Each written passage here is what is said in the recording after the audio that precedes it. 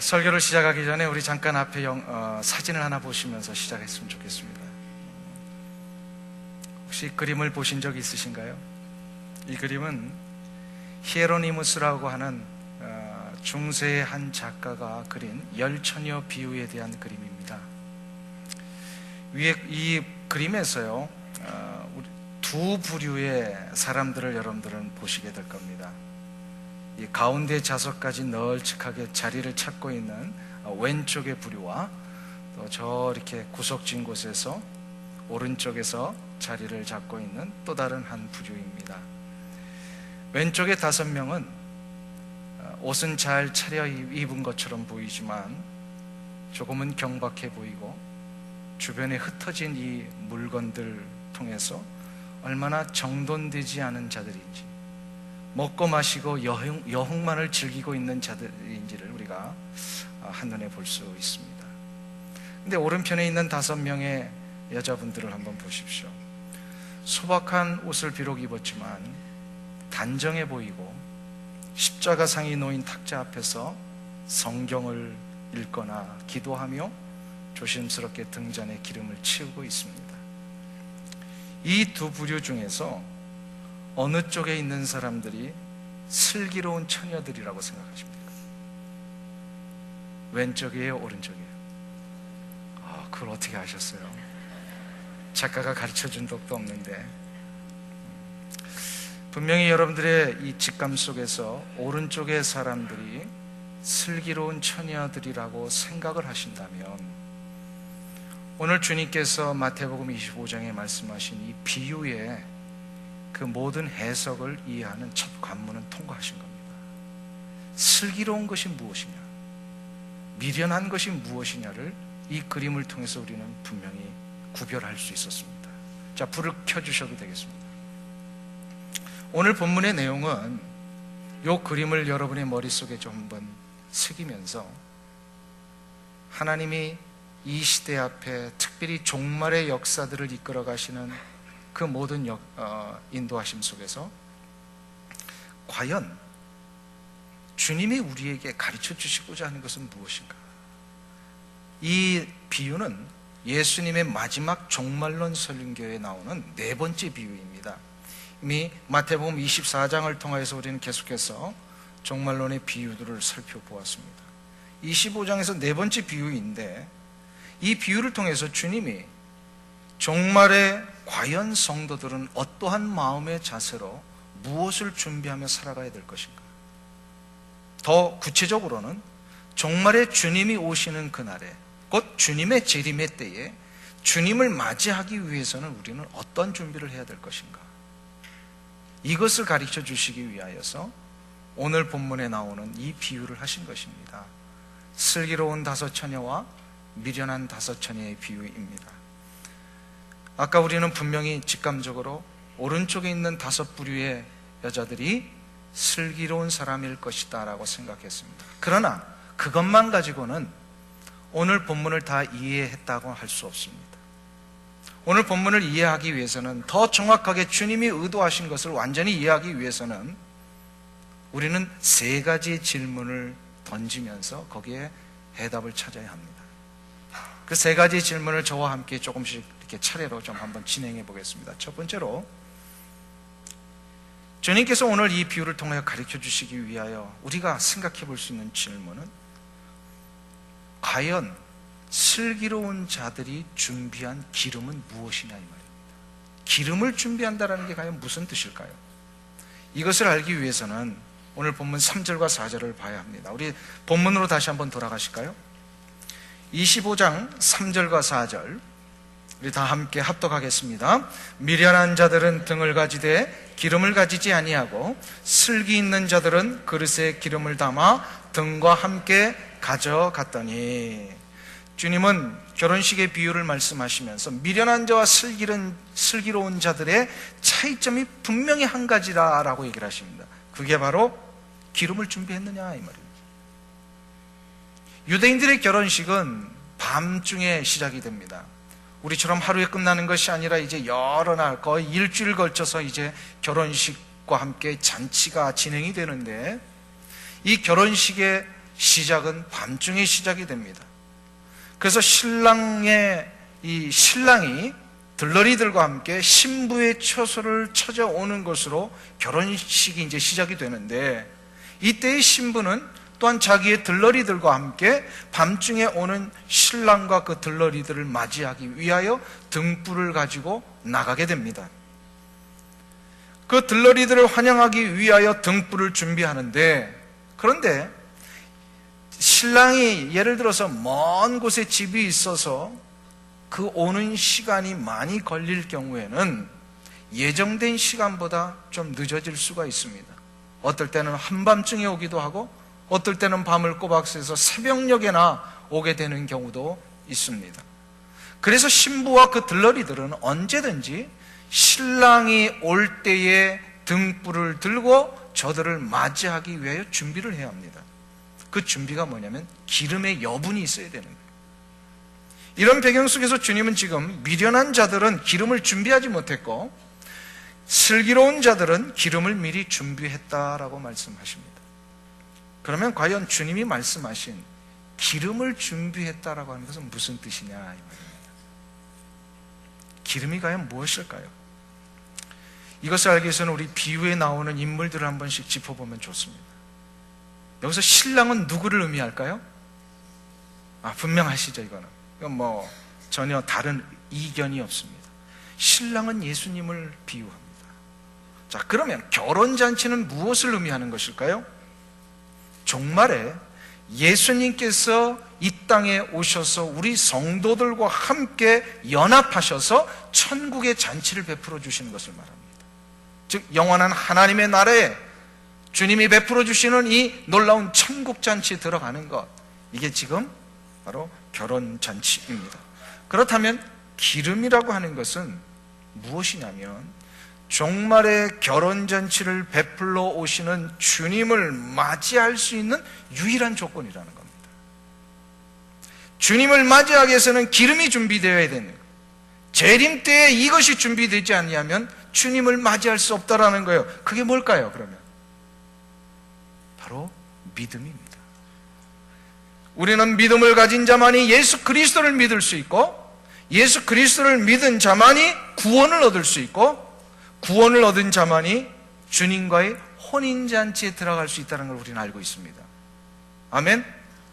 그래서 여기서 기름을 준비한다라고 하는 것은 잊고 올 구원을 얻은 것이고요, 구원을 얻은 것은 마태복음 우리가 살펴본 24장의 예를 들어본다면 결혼 예복을 입는 거예요. 그리고 이거를 사도 바울은 갈라디아서에서는 바로 의의 옷을 입는 것이다 이렇게 표현하고 있습니다. 다 같은 의미예요. 기름을 준비한다라고 하는 것은 그래서 믿음을 가진 자가 구원함을 받아 예수 그리스도로 의의 옷을 입는 것. 아멘. 한번 따라하겠습니다.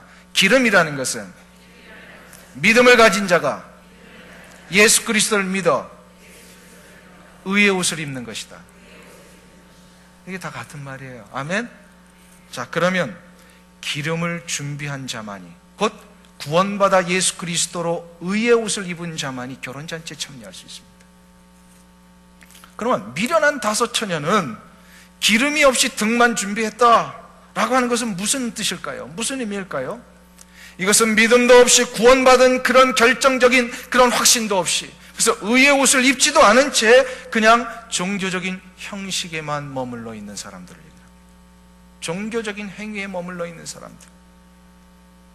이것은 구체적으로는요, 당시의 서기관과 바리새인들을 비롯한 종교 지도자들을 의미했어요.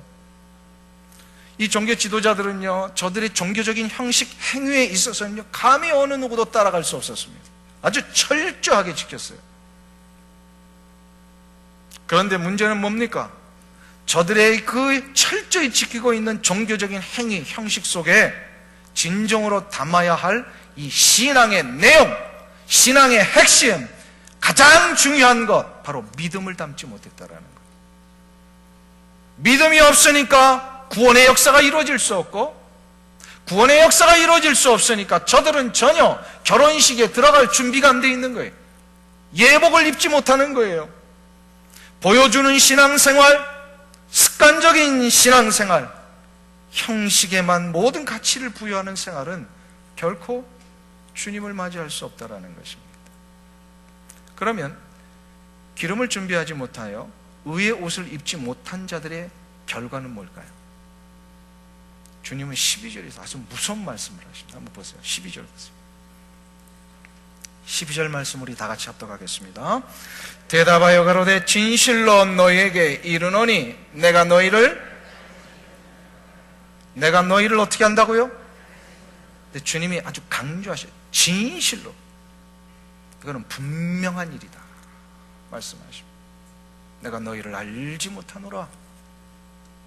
어느 누구라도 믿음이 없이 형식적인 종교 생활에만 빠져 있으면요, 주님은 말씀하십니다. 나는 너를 알지 못하노라. 나는 너를 알지 못하노라. 아니 주님, 내가 교회를 다닌 게 몇 년인데요, 도대체 나를 모르신다고요? 아니 주님, 내가 교회를 위하여 봉사한 것이 얼만데 나를 모르신다고요? 도대체 이게 말이 되는 겁니까? 사랑하는 성도님 여러분, 이건 말 돼야 안 돼요. 내가 교회를 다닌 게 몇 년인데 주님이 나를 모르신다면 이건 말 돼야 안 돼요? 안 되죠. 정답, 말이 안 돼요.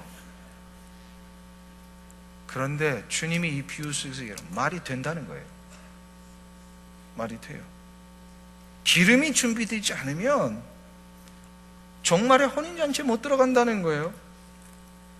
히브리서 11장 6절에서 이런 말씀을 하셨어요. 믿음이 없이는 기쁘시게 못하나니 하나님께 나아가는 자는 반드시 그가 계신 것과 또한 그가 자기를 찾는 자들에게 상 주시는 이심을 믿어야 할지니라.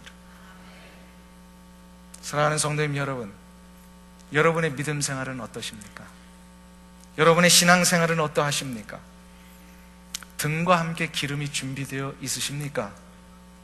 아멘. 더 쉬운 얘기 할까요? 그냥 여기에 교회 예배 드리러 오신 거지만 이 예배 드리는 이 귀한 삶 속에, 이 귀한 우리의 신앙생활 속에 예수 그리스도를 믿어 내가 구원받은 자가 돼서 정말로 내가 의의 옷을 입은 자로서 이 자리에 앉아 있느냐 이 말입니다. 아멘. 등이라고 하는 것, 이 신앙의 형식은요 육적이고 가시적인 것이기 때문에 다 금방 알아볼 수 있습니다. 그런데 이 기름이라고 하는 것, 곧 믿음이라고 하는 것은요 영적인 것이기 때문에 결코 우리의 눈으로는 확신할 수 없습니다. 확인할 수 없습니다. 그래서 한번 옆에 분 보세요. 한번 보셔서 이분이 진짜 예수를 믿는 분인가 아닌가 한번 보세요. 왜 자꾸 고개를 밑으로 숙이세요? 진짜 이분이 예수를 믿는 분인가? 제가 볼 때는 다 믿는 분 같아. 왜요? 우리는 겉으로 드러난 모습으로만 확인할 수 있기 때문에 그래요. 다른 이의 그 믿음은 우리는 무슨 얘기냐면 나의 육신의 눈으로는 확인할 수 없다는 겁니다. 그러면 한 가지, 자기의 믿음은 확인하는 방법이 있어요. 자기 자신이 알아요. 내가 과연 이 자리에 오기까지, 내 인생이 여기까지 올 때에 한 번이라도 진짜 내 마음에서, 나의 인격에서 예수 그리스도를 나의 구원자로 고백해 본 적이 있는가? 예수님이 나의 진정한 인생의 주인이 되셔서 나는 예수님만을 의지할 수밖에 없는 부족한 존재임을 내가 진짜 인정하고 있는가? 나는 종말에 과연 저 영원한 하나님의 나라에 들어가 주님이 베푸실 이 천국의 잔치를 맞이할 수 있다라고 확신하는가? 아멘. 여기에 아멘을 하셨고 예라고 대답을 하셨다면 여러분은 분명히 등과 함께 기름을 준비하신 분들입니다. 만일에 아직도 이런 부분만 나오면 자신이 없고, 이러한 질문만 나오면 내가 했는지 안 했는지 이것도 잘 파악이 안 되신다면요, 여러분들은 한 번쯤 점검하셔야 돼요. 내가 과연 기름이 준비된 사람입니까? 기름이 준비되시다. 이럴 때마다 기도를 하셔야 돼요. 기도를 하셔야 돼요. 다른 것 기도하는 것이 먼저가 아닙니다. 많은 사람들에게 기도 부탁을 하실 때에 어떤 구체적이고 가시적이고 물질적이고 육체적인 것만을 위하여 기도 부탁할 게 아니라 진짜 내가 인생의 가장 근본적인 이 문제, 기독교의 2000년 역사 속에 이 문제는 계속해서 우리에게 질문하고 있습니다. 왜? 이게 제일 중요한 거니까. 그래서 기독교는요, 이거 빠지면 아무것도 아니에요. 이것을 놓치면 그런 세상의 다른 종교와 똑같아요. 그렇기 때문에 이 질문이 가장 중요하다는 거예요. 과연 나는 등과 함께 기름을 준비한 자인가? 만약에 이것이 확신이 되어지지 않는다면 오늘 이 자리를 떠나기 전에 한번 기도하세요. 하나님, 나에게도 믿음을 주시옵소서. 믿음을 구하고 사모하는 자에게 하나님이 선물로 주십니다.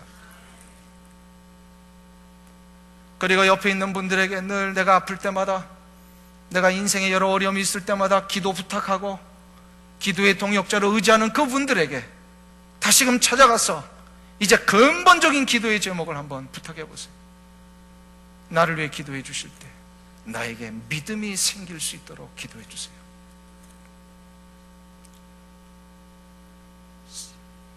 주님께서는 사도 바울을 통하여서, 야고보서를 통하여서 우리에게 분명히 약속하셨습니다. 의인들의 간구를 통하여 하나님은 역사하신다. 우리 믿음의 동역자들, 믿음의 귀한 성도님들이 함께 이 문제를 놓고 기도해 줄 때에 분명히 그의 인생 속에 믿음이 심겨지고 그분은 의의 옷을 입는 자리로 나아가게 될 것입니다. 이것 때문에 우리가 지금 금식하고 있잖아요. 우리가 이것 때문에 금식하는 겁니다. 한 달 내내. 사랑하는 성도님 여러분, 이 질문에 꼭 대답하시기를 바랍니다. 나는 과연 기름이 준비된 자인가? 다시금 묻겠습니다. 여러분은 기름이 준비되셨습니까? 아멘? 할렐루야. 그럼 이제 두 번째 질문으로 들어가도 돼요. 두 번째 질문. 두 번째 질문은 뭐냐면, 다른 이의 믿음으로 내가 천국 잔치에 들어갈 수 있는가입니다.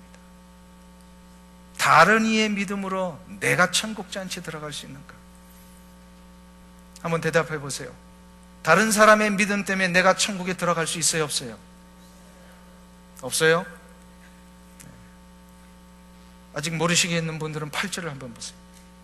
우리 8절 보겠습니다. 우리 다 같이 합독합니다. 미련한 자들이 슬기 있는 자들에게 이르되 우리 등불이 꺼져가니 너희 기름을 좀 나눠달라 하거늘. 인생의 가장 미련한 모습이 있다면 남의 믿음으로 내가 구원받을 수 있다고 생각하는 겁니다. 미련한 다섯 처녀들이 왜 미련한이라고 하는 요 세 글자가 그들의 단어 앞에 붙었을까요? 바로 요 이유 때문입니다. 남의 믿음을 빌릴 수 있는 것으로 생각을 했어요. 그러나 구원은 오직 나의 믿음과 결단으로만 이루어집니다. 때때로 전도를 할 때에 예수 믿으십니까? 이렇게 물어보면 가끔 이런 대답하시는 분들이 있어요. 제 부인이 교회 집사입니다. 아니, 당신 예수 믿냐고 물어봤는데 왜 부인 교회 집사라는 대답을 하냐 이 말이에요. 이게 무슨 뜻이에요? 내 부인이 교회 집사니까 부인의 믿음 때문에 그 무슨 약간의 혜택을 붙들고 나도 따라 천국 갈 수 있지 않겠느냐, 뭐 이 정도의 대답일 수 있을 것입니다. 여러분은 어떠세요? 천국은 부인의 믿음으로 가는 것이 아닙니다. 의의 옷을 입는 것은 내 어머니가 권사님이어서 내가 입는 게 아니에요. 천국은 바로 나의 믿음으로만 들어갈 수 있습니다. 이 믿음은 결코 다른 이에게 양도할 수 있는 것이 아니고요, 빌려올 수 있는 것도 아니에요. 이 믿음은 반드시 내가 결단을 해야 합니다. 그러면 많은 분들이 이런 믿음의 결단 앞에 아직도 되지 않는 분들이 있잖아요. 그럼 이 문제를 어떻게 해결할 것이냐? 그렇게 교회를 가자 그래도 가지 않고 예수를 믿자 그래도 당신만 잘 믿으면 돼, 나는 당신 치마끈 끌고 붙들고 갈게, 이런 분들을 어떻게 설득할 수 있냐 이 말이에요. 이 문제를 해결하는 방법은 지혜가 무엇인지를 깨닫게 해줘야 합니다. 지혜가 뭐냐 이 말이에요. 지혜롭다라고 하는 것은 바로 그의 인생에 반드시 끝이 온다라는 걸 가르쳐 주는 겁니다. 이걸 제가 한 얘기가 아니고요, 시편 90편에서 모세, 우리 신앙의 위대한 조상인 모세가 우리에게 남겨진 이야기였어요. 물론 하나님께서 모세를 통해 우리에게 주신 말씀이죠. 시편 90편에 보면은요, 이런 고백을 했어요. 우리 한번 찾아보실까요?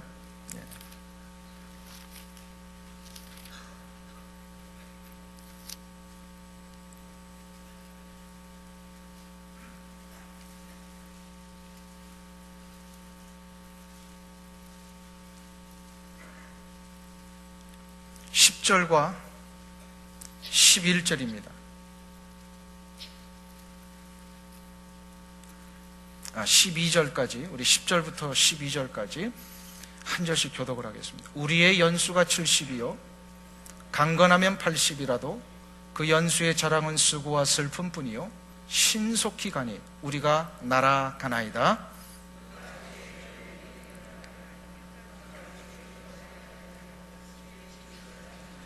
같이 읽습니다. 우리에게 우리 날 계수함을 가르치사 지혜의 마음을 얻게 하소서. 아멘.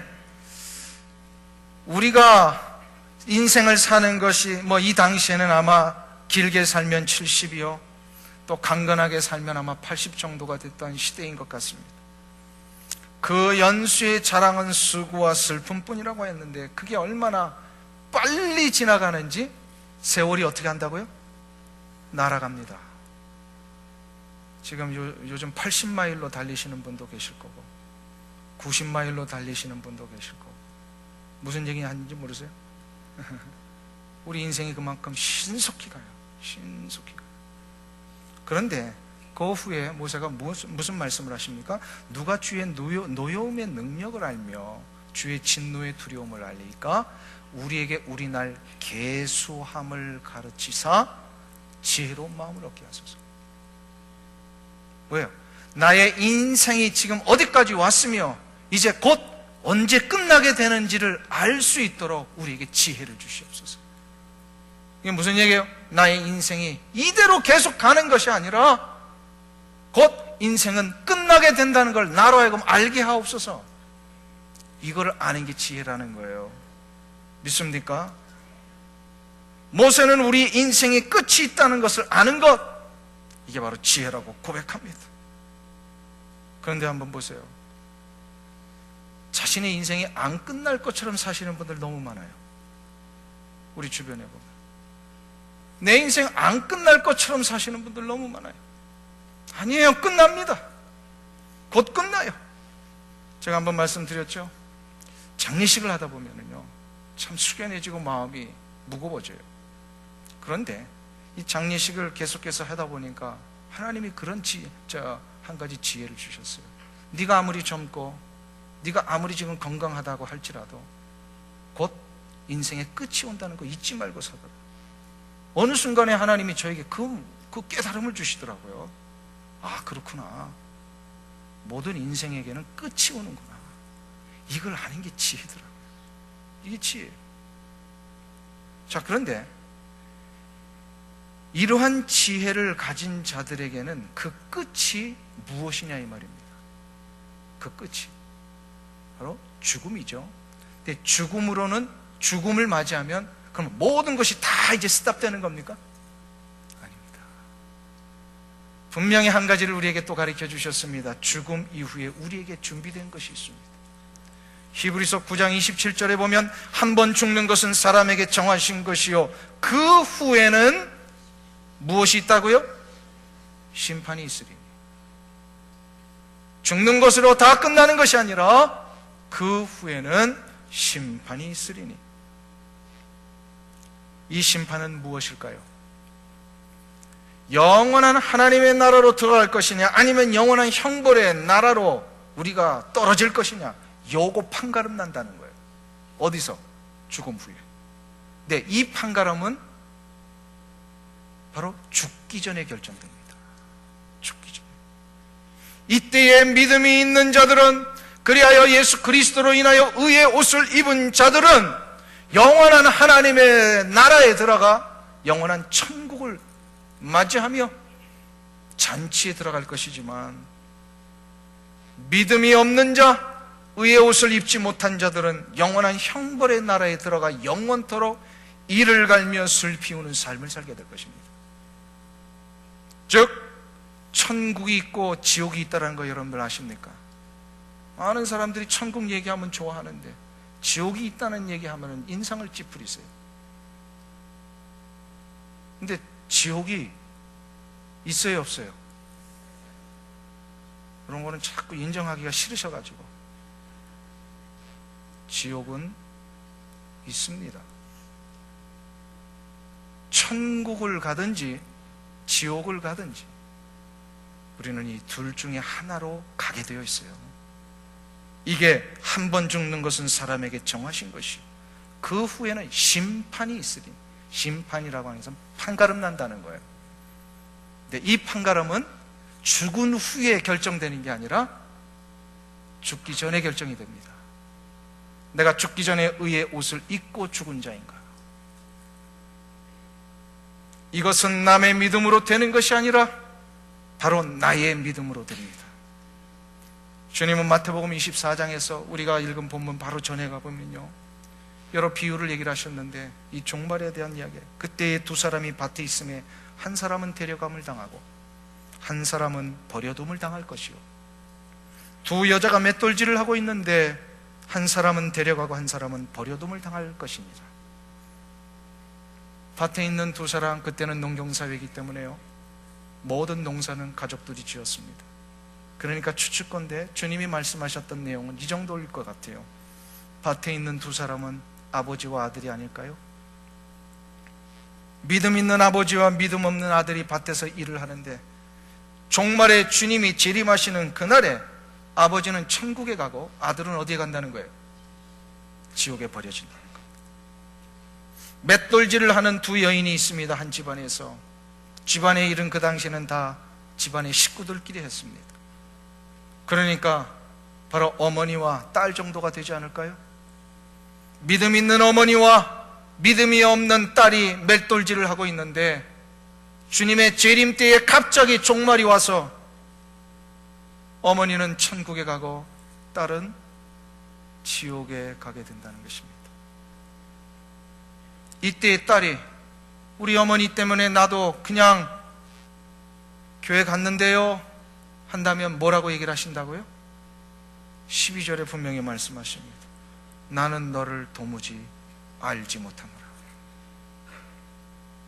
그렇기 때문에 우리만 믿음이 있다고 안주하면 안 됩니다. 나와 함께 평생을 사는 아내, 남편, 나의 자녀들 혹은 나의 부모님들 아직도 예수를 믿지 않는다면 저들도 나와 함께 영원한 하나님의 나라에 들어갈 수 있도록 우리가 힘을 써서 노력해야 돼요. 그래서 저들을 위하여 기도하고 권면하고, 이게 얼마나 우리 인생의 끝에 일어날 분명한 결과인지를 가르쳐줘야 합니다. 지옥에 대한 이야기하면 어떨 땐 뺨도 맞는 사람이 있어요. 전다 기분 나쁘게 그런 얘기 하냐고. 할 수 없어요. 사실을 얘기를 하는 건데. 그 뺨 맞을 각오를 하고 그의 영혼을 사랑하는 마음에서 천국 갈 겁니까? 지옥 갈 겁니까? 물론 좀 어르신들 앞에서는 예의를 차리고 또 좋은 말로 이렇게 해야 되겠죠. 사랑하는 성도님 여러분, 나만 천국 갈 것이 아니라, 그래서 나만 바라보고 있는, 교회도 안 다니는 그 수많은 사람들, 내 치맛자락 붙들고 쫓아올 것처럼 생각하는 그 사람들에게 가르쳐줘야 합니다. 당신의 믿음으로 가야 됩니다. 결단하십시오. 이 질문에 분명히 답할 수 있어야 될 줄로 믿습니다.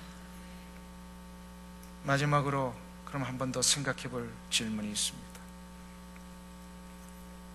그것은 믿음의 기회는 언제나 열려 있느냐입니다. 믿음의 기회는 언제나 열려 있습니까? 이것도 잘 모르시겠다면 오늘 본문 10절을 한번 보세요. 10절을 한번 보겠습니다. 합독합니다. 저희가 살아간 동안에 신랑이 오므로 예비하였던 자들은 함께 혼인잔치에 들어가고 문은 닫힌지라. 문은 닫힌지라. 어리석은 다섯 처녀들은 기름을 빌릴 수 있는 줄 알고 준비하지 않고 있다가 신랑이 온다는 소식 앞에 불이 나게 기름을 사러 갔습니다. 그런데 이미 때는 늦었습니다. 저들이 기름을 사러 간 사이에 신랑은 혼인잔치집에 들어가 문을 닫아버렸습니다. 주님이 문을 한번 닫으시면 다시는 열리지 않습니다.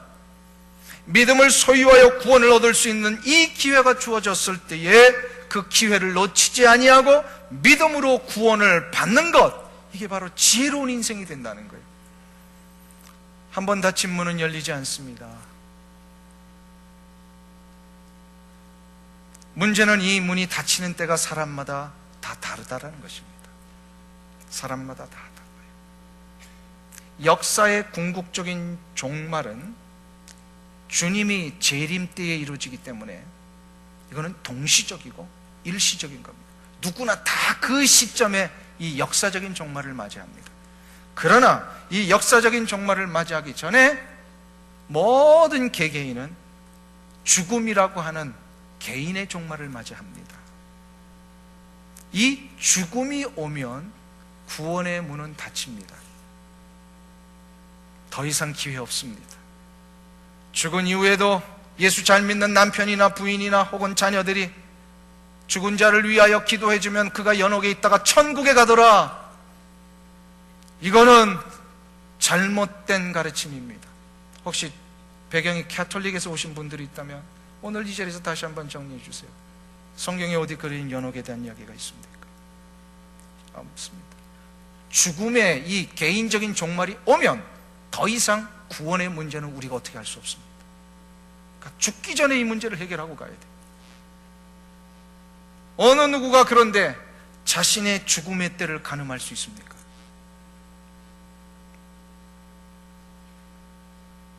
예수 그리스도를 믿어 구원에 이르기 전에 죽음을 맞이하는 것보다 더 불행한 일이 없어요. 26년 전의 일로 기억이 됩니다. 제가 한국에 있었을 때에 신학교 시절에 그 사랑하는 후배 전도사님이 한 분 계셨어요. 헐 어머니를 모시는 외아들입니다. 근데 얼마나 똑똑한지 벌써 그 전도사님 젊은 시절에 이 언어가 아주 박식해져 가지고 헬라어, 히브리어를 벌써 강의할 정도로 그런 분이셨어요.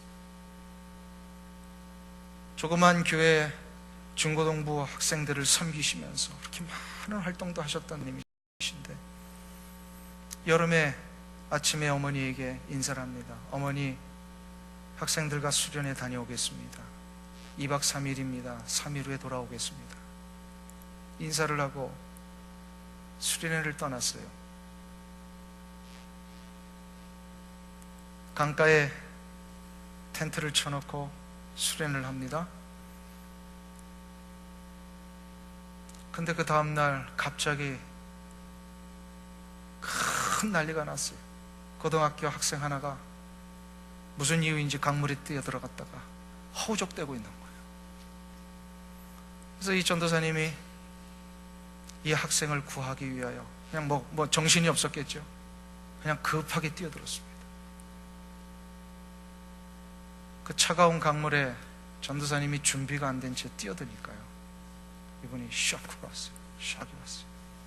그 자리에서 심장마비로 이 전도사님이 목숨을 잃으셨어요. 장례식을 갔는데 그 홀어머님이 그 아들의 영정 앞에서 하염없이 우십니다. 우시는데 아직도 잊지가 않아요. 그 단어가. 아니 3일 만에 돌아오겠다는데, 다녀오겠습니다 이사를 했는데 왜 아직도 돌아오질 못하고 있느냐, 그 얘기를 하시더라고요. 그때 가슴이 많이 아팠어요. 그래서 깨달았어요. 그 어느 누구가 아침에 집을 나서면서 다녀오겠습니다, 여보 다녀올게, 이 인사를 하고 감히 그것을 장담하며 지킬 수 있는 자가 누가 있겠는가? 아무도 모릅니다. 다행히도 그 전도사님은 자신의 인생의 개인의 종말이 오기 전에 예수 그리스도를 믿어 의의 옷을 입었기 때문에 그분은 지금 하나님의 나라의 천국 잔치를 지금 맞이하고 계신 줄로 믿습니다. 어느 누구가 자신의 인생의 문이 닫힐지 아무도 모릅니다. 제가 일부 예배 때는 말씀드렸습니다만 언젠가 한번 드렸던 간증입니다. 한국의 과학기술처 장관을 지내셨던 정근모 장로님 아시죠? 그분에 대한 간증 한번 들으셨을 거예요. 근데 그 정근모 장로님 1년 후배가 우리 일부 예배 계셨더라고요. 그래서 끝나고 나서 더 자세한 이야기를 해주셨는데, 정근모 장로님이 간증 속에 이런 얘기를 하셨어요. 평생에 잊을 수 없는 아주 후회스러운 일이 하나 있으셨답니다. 바로 고등학교 동창이자 절친한 친구였던 김재익 박사에게 복음을 전할 기회를 놓친 것이었습니다. 당시에 김재익 박사님은 대통령 경제안보 수석 비서관으로 아주 바쁜 시간을 보내고 있었다고 합니다. 사랑하는 친구에게 예수님을 소개하고 싶었던 정근모 장로님은 어떻게든 자리를 몇 번씩 만들었지만 그때마다 번번이 이 복음을 전할 기회를 놓치고 만 거예요. 하루는 김재익 박사님이 대통령을 모시고 아마 동남아 순방을 가는 그 전날이었던 것 같아요. 친구와 함께 식사 자리를 마련했어요. 정근모 장로님이 이날만큼은 내가 해야 되겠다. 망설이다가 근데 그날도 복음을 전하지 못하고 다음 기회로 미루며 약속을 했습니다. 다음에 또 만나자. 그리고 정근모 장로님도 출장으로 중국을 가셨답니다. 근데 출장 가신 지 며칠 후에 호텔방에서 저녁에 뉴스를 보는데 한국에서 일어난 아주 급한 비보가 날라왔습니다. 대통령을 비롯한 그 수많은 수행원들이 아웅산 폭발 사건 때문에 대통령은 살았지만 수많은 비서관들이 그때 다 목숨을 잃은 거예요. 명단이 나오는데 그때의 김재익 이런 이 세 글자가 나온 거예요. 자신의 친구가 죽었습니다. 그날 밤 정근모 장로님은 사랑하는 친구 김재익 박사님이 그 자리에서 목숨을 잃었다라고 하는 이 슬픔 때문에, 그리고 가장 절친한 그 친구가 죽기 전에 예수를 전할 이 기회를 놓친 것 때문에 통곡하며 후회하며 밤새도록 그 자리에서 우셨대요. 기회는 늘 있는 것이 아닙니다. 인생의 문이 언제나 열려 있는 것은 아닙니다. 사랑하는 성도님 여러분, 오늘 주어진 이 생명의 기회를 내일로 미루지 마십시오. 영혼을 구원할 수 있는 이 귀중한 기회를 절대로 다음으로 미루지 마십시오. 나에게 혼인잔치에 들어갈 기회가 주어졌을 때에 이 믿음을 붙들고 예수 그리스도 안에서 진정으로 의의 옷을 입는 자가 되시기를 축원합니다.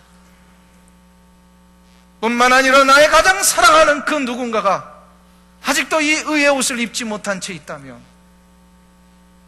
그에게 이 의의 옷을 입을 수 있는 이 기회가 닫히지 않도록 하나님 속히 역사해 주시옵소서. 기도하시기를 축원합니다. 이때에 우리 모두는 영원한 하나님의 나라에 들어갈 놀라운 축복이 이루어지게 될 줄로 믿습니다. 시간이 갔지만 여러분과 오늘 하나 하고 싶어요. 그게 바로 뭐냐면 우리 나라를 다시 한번 생각하는 것입니다. 오늘 8.15 73주년을 앞에 놓은 이 시점에 우리 민족 거의 망했었습니다. 풍전등화와 같은 이 민족, 마치 심지가 막 꺼져가는 것 같은, 거의 다 부러져가는 그런 나라. 그런데 하나님이 말씀의 약속대로 꺼져가는 심지를 끄지 아니하시고 상한 갈대를 꺾지 아니하시는 그 은혜 때문에 우리 민족을 다시 살려주셨습니다. 왜일까요? 아직도 복음을 들어야 할 수많은 사람들이 있기 때문입니다. 그리고 이 복음을 전할 수 있는 이 기회를 아직도 우리 민족에게 하나님이 허락하고 싶으시기 때문에, 그래서 우리 민족을 다시 살려내셨습니다. 이보다 더 감사한 일이 어디 있습니까, 여러분들? 그런 의미에서 어저께 우리 이 자리에서요, 오렌지 카운티 목사회 8.15 경축 목사회 주최로요 찬양제가 있었어요. 가슴이 굉장히 뭉클했습니다. 우리 민족을 하나님이 보호해 주셔서 여기까지 오신 거 여러분들 감사하지 않습니까? 아멘. 그런 의미에서요, 우리 다 함께 하나님 앞에 감사하면서 우리 민족에 대한 애국가를 한번 불렀으면 어떨까 싶습니다. 제가 한번 말씀드렸죠. 일제시대 때 이 애국가는, 가사는 안익태 선생님이 쓰셨지만 곡절을 어디에 붙였어요? 찬송가에 붙였습니다. 동해물과 백두산이 마르고 닳도록 하나님이 보호하사 우리나라 만세. 이게 바로 우리 믿음의 신앙인들의 고백이었습니다. 저는 이 노래와 찬양과 고백 때문에 하나님이 우리 민족 살려주셨다고 믿습니다. 2018년 8월 12일 강복절을 3일 앞둔 이 시점에 이 믿음의 고백을 하나님 앞에 올릴 때, 지금 사회가 어렵고 민족이 혼란스럽다 할지라도 우리 민족 다시 한번 하나님이 일으키셔서 놀라운 복음의 역사로 쓰실 줄로 믿습니다. 우리 다 함께 일어나셔가지고요, 그래서 애국가를 한번 제창했으면 좋겠어요. 혹시 애국가 반주할 수 있어요?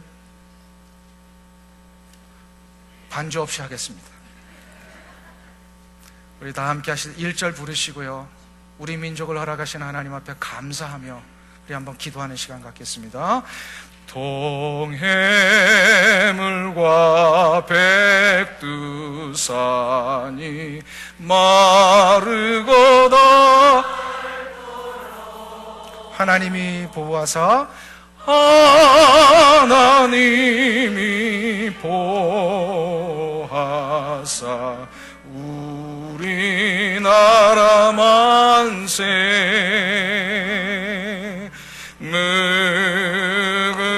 무궁화 삼천리 화력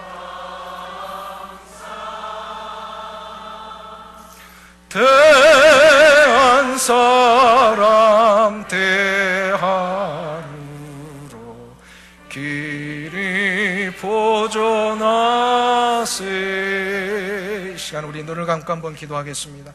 하나님, 우리 민족에게 이 놀라운 은혜의 역사를 주셔서 다시 한번 일으키셨는데, 내 인생 사는 동안에 우리 민족이 존재하는 그날까지 복음의 역사를 위해, 하나님의 거룩한 나라의 확장을 위해 쓰임받는 은혜가 있게 하여 주시옵소서 라고 하는 마음 가지고 이 시간 우리 잠깐 하나님 앞에 합심하여 기도하겠습니다. 하나님 아버지의 시간에 기도합니다. 주께서 역사하셔서 오늘도 주님의 나라와 복음의 역사 앞에 우리를 일으켜 주십니다. 감사합니다. 하나님 아버지, 우리 주 예수 그리스도여, 어서 오시옵소서. 마라나타. 하나님, 주님이 오시는 그날을 우리가 기대하며 이 날을 우리가 걸어가기를 원합니다. 그러기 위해서 우리 모두가 다 하나님의 거룩하신 은혜의 역사 앞에 정말 우리 민족을 살려주시고 우리 민족을 인도하신 하나님, 이제 이 구원의 역사 앞에 우리의 믿음을 가지고 믿음의 나라 되게 하시고 믿음의 백성들 되게 하시며 하나님의 모든 나라와 족속과 민족 앞에 하나님의 정말로 하나님의 우리 복음을 들고 나갈 하나님의 영광을 위하여 달려갈 수 있도록 은혜 내려 주시옵소서. 감사합니다.